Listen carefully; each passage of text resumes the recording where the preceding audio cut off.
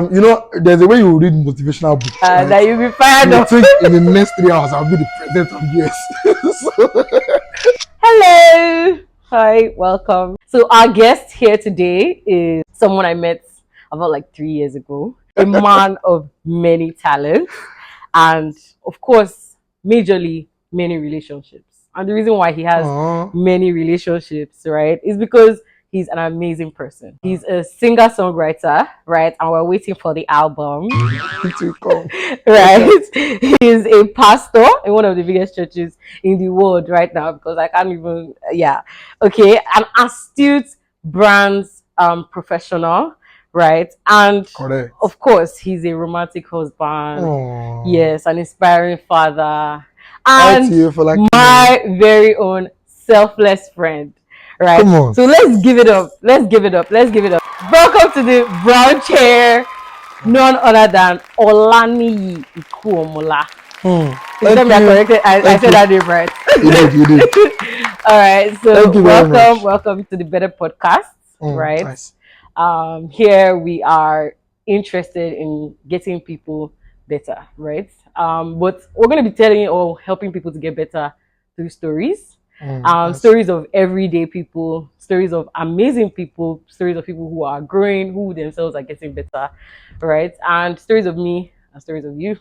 I said me, right? So I'm going to be diving into every aspect of your life. Please feel free to cry. We don't judge. We listen. So we're going to go back to your origin story. I'm a philosopher. And that means that that's the reason why I don't know how far you can go. That's right. And you've not told me any question that's off limits. So we're going to go as deep as possible. Right. So your origin story, the first thing I want to know is, what is your earliest childhood memory? Right? What's the first thing? Like when you first started life as a person, what's your earliest? I mean, it's just a random thing, but we want to know you, right? So what's your earliest childhood memory, if you can remember? All right, thank you. I think what easily comes to mind is seeing my dad on a particular table. Okay, so I'm not trying to be serious. It's just me. Yeah, right? Go ahead. Seeing my dad on a particular table, reading books, right? Reading about life, reading about this. And then he goes, you're not meant to be playing football with blah, blah, blah, blah, blah. Take this book. One of the books he bought for himself, right? So he picks one of the books, sit down, read this book, right? And then my sister is on another table. So we literally have times when the entire room is quiet. And what everybody is doing is reading books. My mom is a very entrepreneurial person. So she will most likely be outside selling things and all of that. So these are one of the memories that easily comes to mind. Okay, so we're going to go a bit psychological here. Do you think that memory of your dad and who you feel like a man has shaped the type of man that you are today? 100%. 100%. Like, I started buying books as far back as I was 15. Like, so when I was done with, I was waiting to get into, I can't remember if I was waiting to get into university. But I know when I started teaching in secondary schools, in primary schools, so I was getting money, so I would just go to places, I would buy books. Sometimes I'll go to libraries and borrow books and all of that. So there's a way you read motivational books. Right? That you'll be fired up. You think in the next 3 hours I'll be the president of the US. so that really shaped who I am today. Okay. Great. So we're getting to know like the aspects of you.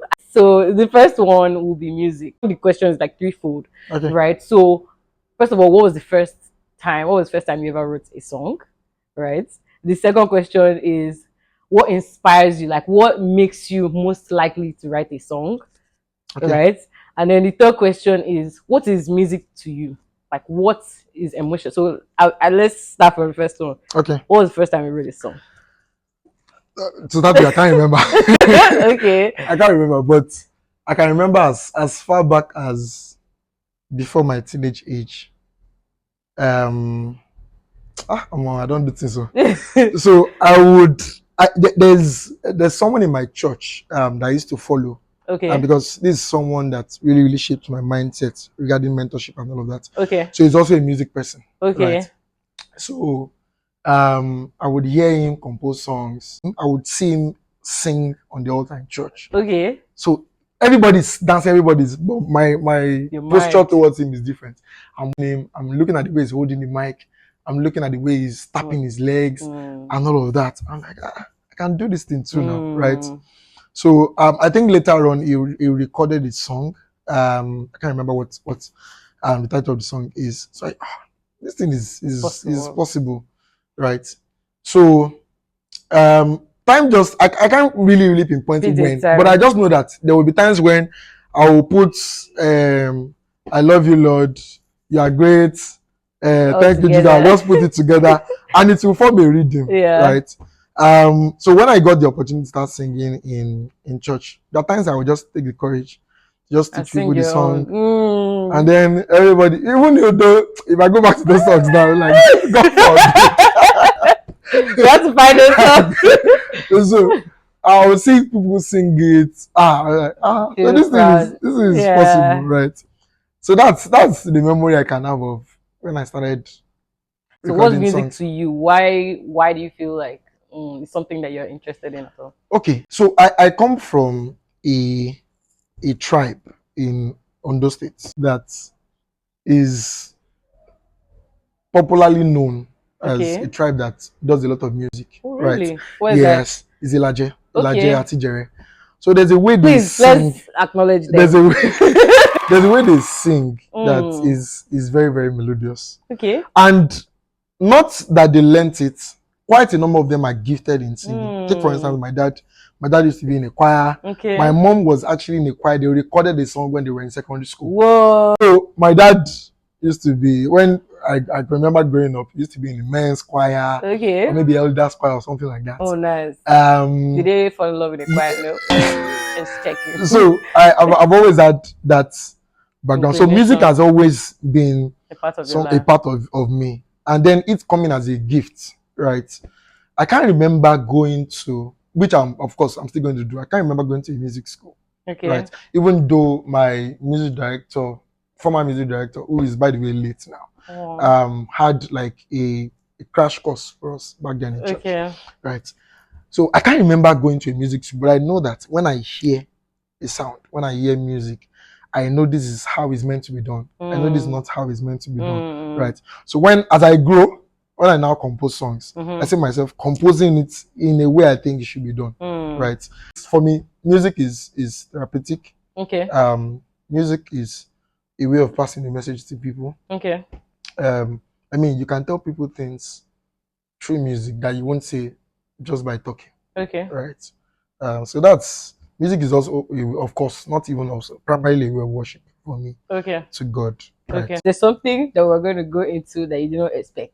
It's not be scary. But of course, I feel like, and this is me just saying it as already neighborhood therapist, right? I feel like you win at relationships, right? I feel like you are very likable. You get people to be endeared towards you. You're able to get people to do things because you have influence over them, because you are able to like do relationships well, right? So we're going to start because you're very similar to my husband in that way. Yes. I see a lot of similarities. Yeah, in the sense that, okay, first of all, both of you wanted to get married early, and I've casted you because I've stalked your Instagram, and I'm going to read a quote that you wrote on Instagram, word for word, right? So you were saying, "Dear youth," the hashtag was "Dear youth. I believe that your marriage will work. My marriage will work. I pray everyone reading this has a successful marriage too. Not all marriages are failing. Many are thriving. My marriage will be successful. Don't know about you." Right? So, I mean, nobody just, and you could tell it was like a long time ago. So, like, nobody just randomly writes about marriage like that. I'm sure maybe something triggered you. You were thinking about somebody else's marriage. You saw another failed marriage online, as we do. Actually. Right? So, and then first of all, you wanted to marry early because you're like, I believe my marriage will work. I pray that you understand. Okay, sorry, you wanted your marriage to do well, right? At that time, I know that you had not gotten married. So, I mean, Yeah. you were writing about something that was futuristic, but you were still very passionate about it. So, what to you, first of all, we're going to start from the filial aspect, that's marriage aspect of relationships, right? What to you is like the pillar? What's the thing that kind of drives your philosophy for marriage? Or first of all, what's your philosophy of marriage? And then what is that thing that really like holds you down when you think about it? My philosophy for marriage is primarily shared goals. Okay. Yeah. Shared core values. I don't believe in just getting married to any kind of person. Okay. Right. I believe of course you may not be at the same frequency when it comes to whatever you want to get done. Okay. I believe in likes. I'm not talking about temperament and all of that. Yeah. But where you are going, right? Yeah. I believe that when two people are going to come together to get married, yeah, they should be people that have similar values, similar destination, and they are able to connect at a frequency. Because marriage is not. I'm married for my February. It's going to be 2 years. Marriage is not all sex. It's not. Bro, it's not. Because it was wait. You have to say what it's not all. Marriage is not all sex. It's not. Okay. I mean, you if you count the number of hours you are going to be together, yeah, you're going to spend time primarily talking to each other. Yeah. Primarily taking care of chores in the house. Or just being alone. Yeah. Right, in the same house. Right. Yeah. And sex is just a percentage of everything you're doing in the house. Right. Yeah. So since conversations is going to be the core of what you're going to be doing when you're together, so it's important that you get married to someone that has a kind of similar core values with you. Yeah. You have common interests. Yeah. You are going almost the same direction. Yeah. Right. So that's my philosophy for marriage. Getting married early was a big thing to me, primarily because I believe that we could achieve everything we want to achieve as quick as possible. Okay. We could get it right as early as possible. Figure out everything as early as possible. Just move on. Yes, anything that has to do with purpose, you can sink into it together, get everything done. And then you even have time. Your children grow. Right? We know childbirth is dependent on God and all of that. Everything happens. Yeah. Right? Anything can happen at any point in time. But if it's left to me, right, I want to give birth early enough, train the child when I have all the strength, right? So that when he too wants to get married, I'm still agile and all of that. And so that's at the wedding, so you can dance well. Love is love. So that's wow. I mean, we didn't expect all that gist, but it was great. The things I picked from there was same values, shared goals, growing together. Because I think is either or. There's some people that want to marry a made person, right? So having that is like is a different philosophy entirely. Sure. And then when you guys are being whole people that came together, so everybody can stand on their own. You don't want liability in marriage, and that's like kind of really awesome to hear because there are so many people with different views. Exactly. Right. Now let's talk about it in terms of other relationships because I mean. Most of us have philosophy about romantic relationships. Well, not all of us have philosophies about like what we want to see in friendships or the type of friendships we want to. I've had this thing for the longest time where me and my husband keep saying, "Oh, we want to have friends." My younger brother, for instance, has like a 10-man friend group. And so on his birthday, at least 10 people will give him birthday gifts. I'm talking about like good gifts. I'm not talking about gifts that just random. I need to. Do you understand? I need to think about it's that. Really, wow, that's a great investment. But that also means that he also has to give 10 gifts. But the guy will do the work because he knows, right? Or they will send him money. They will, like, I'm talking about buying him like expensive shoes, get him clothes from. I'm like, why don't I have a friends group? What's going on here? So coming back to us and you, right? So what do you think, first of all, is your philosophy about friendship? Second, I mean, do you feel like you have a friends group? You get Okay. you feel like you'll be interested in a friends group, and thought, are we going to make a friends group or what? Okay, so I just remember I have a friends group back on campus. We used to be four. We are four in number. Okay. So I can't even remember how we came together. I think I first met the first one. Both of us met first. Okay. He called for the friendship. It was a spiritual kind of. Okay. We are all pastors. Okay, of course. So he called. Let's start meeting every day. Blah, blah, blah, Okay. And then So another is that friend how pastors become friends? Let's start meeting to pray, of course. So we became friends. He's married now with a kid. All of us are actually married now, right? So both of us met. The third person found interest in him. Yeah. And then by association, three of us became friends.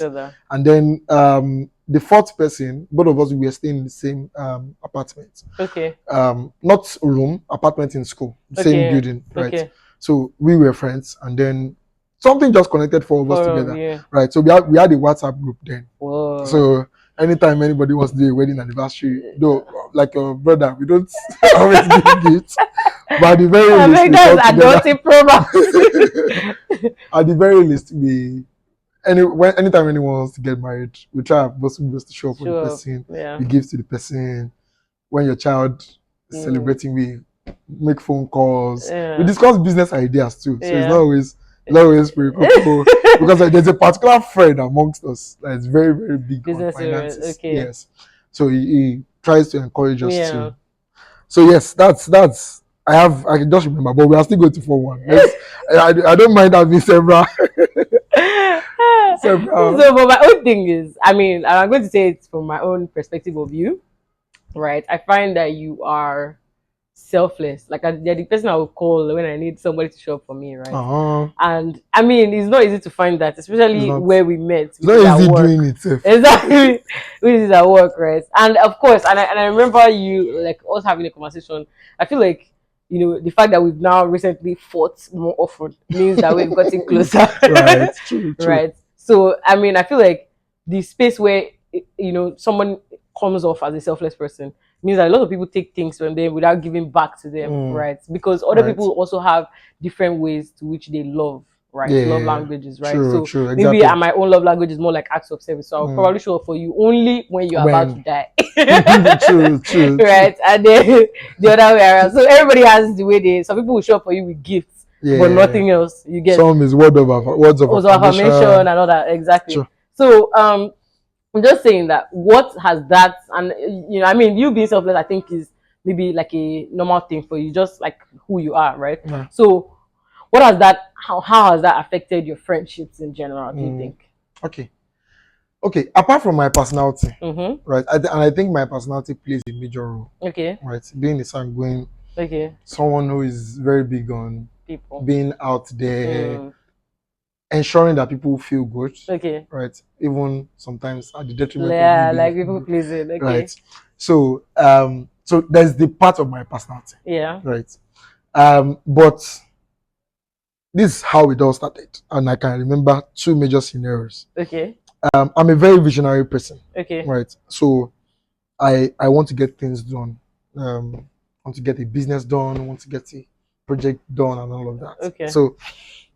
So at almost, like I said earlier, at almost every phase of my life, I've occupied leadership roles. Right. So I've had to deal with people. I've had to get people to do things. Right. And I must tell you, I've failed in trying to influence people to do things. I've failed a lot. Failed forward. Yes, exactly. So I've learned a lot of lessons. I've read books on how to get it done and all of that. So because I found myself in leadership roles, I've tried to navigate how to get people to do things, right? So from reading books to studying people, right? I even study other leaders. Oh, if this person could get this set of people to do this because way, he did this, right? So I can actually we have an experience of that. Copy and paste, and just tweak it a little bit and get it done. So from my teenage age, I remember trying to get people to, and I understand the rule of give and take. right? That if I give you emotional this, bank account, right? Yes, you would at any point in time when I now need stuff, right? You would definitely give it back to. Yeah. I think I'll show up for you more in the office yes. because I'm like, I can't fuck up his knee. Right. So that has been my philosophy. Now, the first scenario was when I was team's president. I would call people, what's up? How far with your GC? Hope you are reading. Hope you are doing this. Hope you are doing that, and all of that. I just wanted people to be better, right? And it's still a mindset I have. Yeah. Right? I want people to be better. I check up on them. Sometimes I go to their houses. Okay. Maybe their parents don't want them to come to church, right? I literally go to their homes. I go to beg. Don't worry, ma. I'll be there. I'll bring the person back and all of that, right? So I had that kind of relationship, and it was primarily because I wanted, which may be wrong at now. I know it's wrong for now, them to like right? you or to yes, and to get them to do something, right? It could be selfish in a way, right? So there's that part. Now, when I now got into university, I don't know how I forgot about it. I don't know how, but I just knew that probably it was because of the pressure of schooling, the pressure of being an ESCO in school, and all of that. I was so focused on getting my grades. I was focused on church assignments and all of that, right? So the kind of relationships I was building was only based on duty. Transactional, okay. Yes, it was only based on. So I got towards my final year. There was this my friend, one of the 4 friends. Okay. Because I study people a lot. Yeah. I noticed that the relationship currency of this guy. By the way, his name is Toby. If you're watching this video, shout out to you. Shout out to Toby. His relationship currency was very, very large. Number 1, he's doing very well in his school grades. Finances is doing well. Spiritually, he's even doing well. Right? He was dressing better than me. What else? I can't remember. His relationship currency was. So I studied, I sat down, and I knew that this relationship area, you didn't do it well, right? I was only about, this is what I'm here to do. I just go to work and just keep it moving. So immediately I was done with school, I made it a point of responsibility that every of the persons that I graduated with, I was going to start checking up on them. Right. Because I felt alone when I finished school. I felt that I had no direction. I felt this is not the point to cry. Oh God. But it was a very, very deep, lonely moment for me. I felt if I had certain relationships, I would have known a few things to do. Right. Like people to help you. Yes, to help me navigate that phase. I was looking for a job. I felt I was alone. I felt, then I was reading books, and there's a way you read books. The application of that knowledge, the knowledge is not watered down to your reality, right? So I needed, and that's why these days I'm very particular about reading Nigerian authors, because I think they have more context of what you are going through. Yes. So I made it a point of responsibility. I started building relationships, checking up on people, blah blah blah. On Facebook, I was very big on Facebook then. I was also using that as an opportunity, a platform to connect with people. Right? So I literally built relationships, right? And it started paying off. And there's also a friend that the only reason why we were coming together back in school was to come out together and pray. We're in the same Bible study unit. Okay. At the moment, is one of the under 40 CEOs, 40 under 40 CEOs in the UK. Is it in the UK or in the US? I can't remember. Right? Wow. Yes. At the moment, right, is the CEO of a leading startup. But wait. Do you know where I'm going? God will help us. Someone like you now. I don't know where you will be. I know where you will be. So we know where we will be. I don't But I love this because some of us, some people always say, oh, let's network, and they want to network up. Yes. I'm not that. Yeah. They want to network into relationships that they probably cannot ever build the capital enough for that relationship to be leveraged. Yeah. Right. Instead of you to just grow on your own cadre and grow the people you are growing, because those are people that are even going to be popular in your time. Exactly. Do you understand? Exactly. Our parents, they had their group, and their groups are at the heights right now. Yeah. So your time will come. Yeah. Just wait, Exactly. So I think that, just looking at back to 7 years, 10 years, even family members are blown and like, oh, I know her. Exactly. Right? But just make sure that you are the person that the people can also say, I know you, right? It's true. And that brings us to the point of the whole podcast, which is better, right? So we've talked about all angles of your life. So now we're just going to talk about the bits where all of us spend like 80% of our lives, which is work. Yeah. Right? I always say this thing where like, I don't want to say I'm lazy. I don't want to say so. Right? But I'm not as hardworking as some people. Right? Okay. So if I relate every year, I know Salem King on Instagram, he says 2024 hacks for lazy people, 2025. I relate. I can't. Sometimes I relate. Sometimes, most times I relate too. Right? But the point is, everybody is always talking about how they want to do all these big things. I remember when we were small, we had all these dreams and visions. We want to be this, we want to be that. But then not many people actually actualize it, right? So I want you to tell us your trajectory for work, right? What has interested you and what has made you the person that you are today, right? And then we'll now be talking about how you can advise someone out there on how to be better. Okay. Funny story. Particularly where we work at the moment. Yeah. What really fueled my passion. Yeah. I've always had passion for anything that has to do with communications, creativity, and all of that. But it was not at the level that I'm presently at now. Yeah. It was not at the level it was not at the level where I can be a leader, right, in my space. Right. So this was how I got there. Shout out to Babs Adenuga. Shout out to you. I know you are watching this video. Okay, so when I got into where I work at the moment, what I was just doing basically was because I knew a few things, but I was also learning on the job. Okay. I learned a lot, right? So I was just about getting what I was meant to get done, just getting it done. But my passion got fueled through pain. Right. Yes.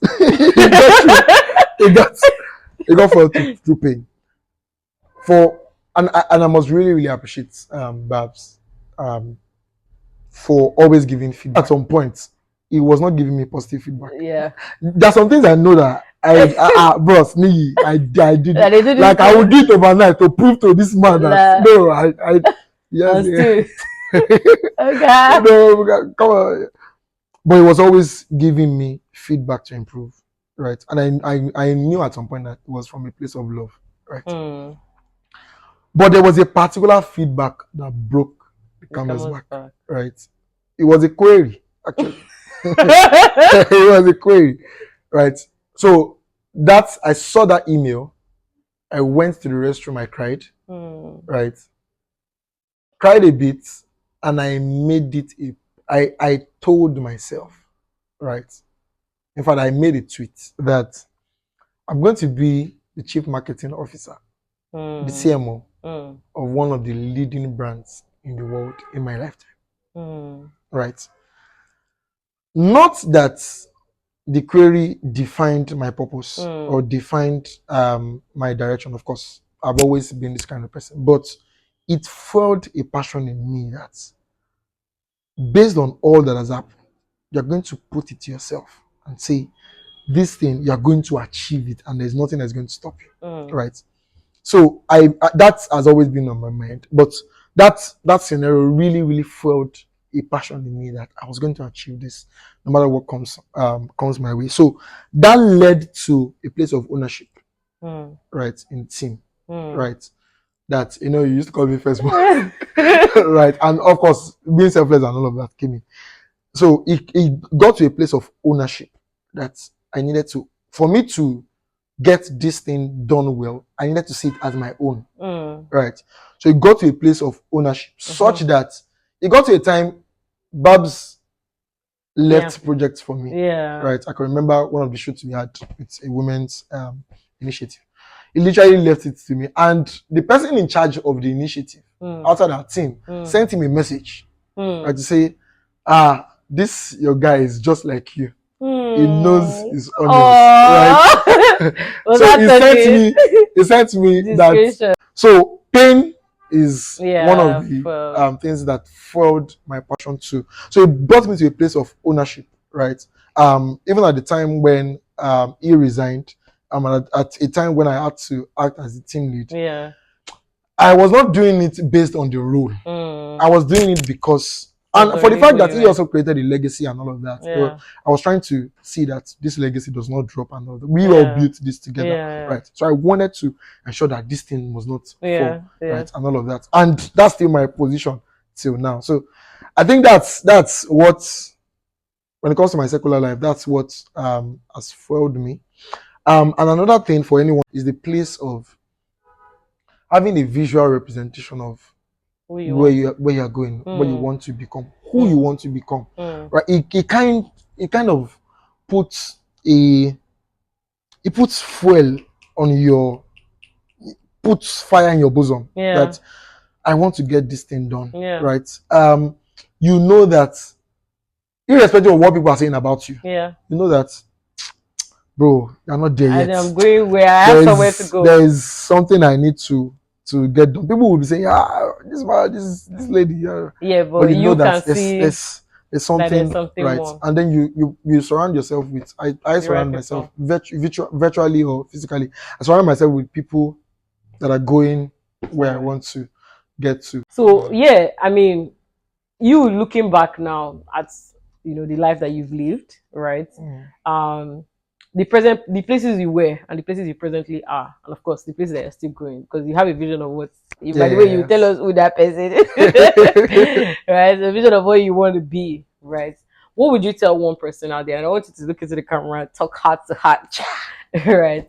What do you think are the things that have made you better? And I'm going to explain it like this, in the sense that, so like all of us have, like what we had when we were younger, we're like, I want to be this, I want to be married by something, I want to do this by this, I want to make my first million by. We made our first million and we didn't even notice. Yes, true. When we made our first million, we even done millions a lot of times. Right. Like, million is nothing. Do you get? So I want you to just tell. So let's do it like this. Let's tell our 5 years ago, maybe let's do 10 years ago self. Something, an advice that would have helped you at that time, like, what would you like to tell them now that you've seen the future? And what would you like to say?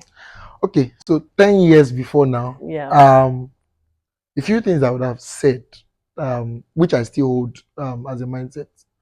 Number one is, you are a big deal, right? There's a level of, permit my use of word, there's a level of pride you must have about yourself, right? You must see yourself as someone that is going to blow one day. You must see, and you must carry yourself that way, right? I know that on the long run, now when we compare our childhood with where we are now, when we were children, we used to say, I'm going to be this, I'm going to be that. And then as you keep growing, you notice that those aspirations, they keep depreciating. Yes. What is actually happening is challenges keep coming our way, and they keep diminishing. Reality check. They keep diminishing the aspirations that we have, right? But we must constantly have it at the back of our mind that you're not going to be a champion if you don't fight a war. If you don't, like, you're going to. Now I'm telling you that I have a story of someone gave me credit. That made me. You're going to have a story that would inspire people, just as it's inspiring you now, right? But you must constantly see yourself as, even if you don't blow.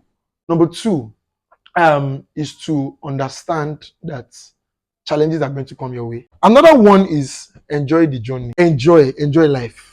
Right. Don't undermine the place of knowledge through mentors. All right, I think we've spoken. Yes, sir. All right. I've picked everything, but there's still one thing that you've not told us. Okay. And that's a secret. Something that we don't know about you before we've not heard about you, and it may not be a secret. Actually, it may just be something I don't know. We don't know. Obviously, they don't know, but we want to know anything that comes to mind. That you have a big toe. Okay, yes, I think I can remember one. Okay. My cousin. Yeah. We grew up together. Yeah. There was a particular time where we were staying. There was a mad dog. So I have phobia for dogs. Okay, I'll tell you too. I have phobia for dogs. Okay. And I think the way I'm going to kill that phobia, probably I'm going to buy a puppy. Okay. I'll just train it. All right.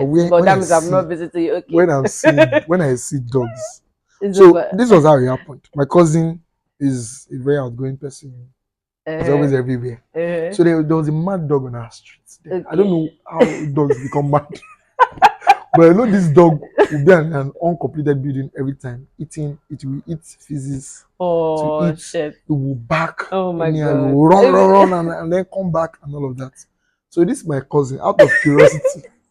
He wanted to go and greet the dog. Meet the dog. Like they were looking for a way to kill it. So he wanted to. That was how the dog beat by his. Ooh. They had to treat him for close to 3 to 4 months. Oh my God. From then, anywhere I see dog, even I used to run. Number 2, this is when I used to be in the world.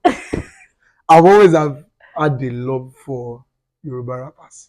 Okay. Yes. So from Olaniyi's, I'm trying to remember. What is his name? Eniduro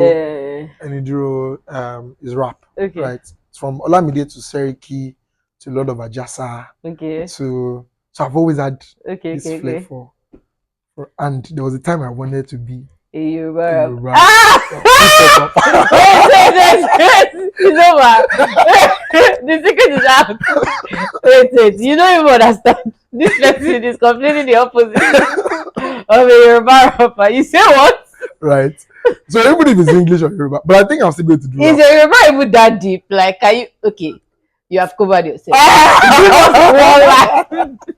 Just in fact, think I joined them.